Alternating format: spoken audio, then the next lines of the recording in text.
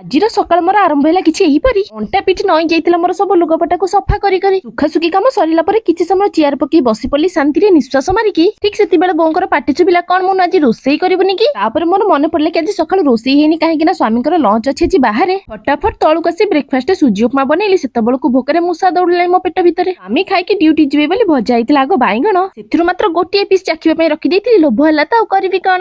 ଏମିତିରେ ବି ଆଗରୁ ମୋ ପାଇଁ ମଟର ତରକାରୀ ଆଣିଥିଲେ ମୁଁ ସୁଜି ଉପମା ଖାଇବି ବୋଲି। ତାପରେ ଖାଇସାରି ମୋର ଲଞ୍ଚ ରୋଷେଇ ମୁଁ ଆରମ୍ଭ କଲି। ରୋଷେଇ ସରିଲା ବେଳକୁ ଛାତକୁ ଯାଇ ସବୁ ଲୁଗାପଟା ଶୁଖିଯିବାରୁ ରଖିଲି ତୋଳି ଆଣି। ଦ୍ୱିପହର ଖାଇବା ଭିଡିଓ କରିବା ପାଇଁ ମୁଁ ଭୁଲିଗଲି ଆଜି କେମିତି କେଜାଣି। ଆଜି ମୋ ଧନ ଆଦି ବାବାଙ୍କ ଉପରେ ରାଗିଛି ବୋଲି ମୁହଁଟାକୁ କେମିତି ହାଣ୍ଡି ପରି କରିଛନ୍ତି। ଛୁଆ ମାନଙ୍କ ରାଗ ନା ବାସ୍ କିଛି ସେକେଣ୍ଡ ପାଇଁ ହିଁ ଥାଏ, ଟିକେ ସ୍ନେହରେ କୋଳେଇ ନେଲେ ଖୁସି ହେଇଯାଆନ୍ତି। ଏମିତିରେ ବି ଆଜି ଡିନର ପାଇଁ ମୋର ରୋଷେଇ ନାହିଁ, କାହିଁକି ନା ଖରାବେଳର ବଳକା ତରକାରୀ ଅଛି, ଆଉ ଏମିତିରେ ବି ବାପ ପୁଅ ଯିବେ ଗୋଟେ ଭୋଜି ଖାଇବା ପାଇଁ। ସେଥିପାଇଁ ଡିନର କରିଥିଲି ବସି ମୁଁ ଏକା ଏକା। ଭିଡିଓ ଭଲ ଲାଗୁଥିଲେ ଚ୍ୟାନେଲକୁ ସବସ୍କ୍ରାଇବ କରିଦିଅନ୍ତୁ ସାଙ୍ଗମାନେ। ପୁଣି ହବ ନେକ୍ସଟ ଭିଡିଓରେ ଦେଖା। ଜୟ ଜଗନ୍ନାଥ।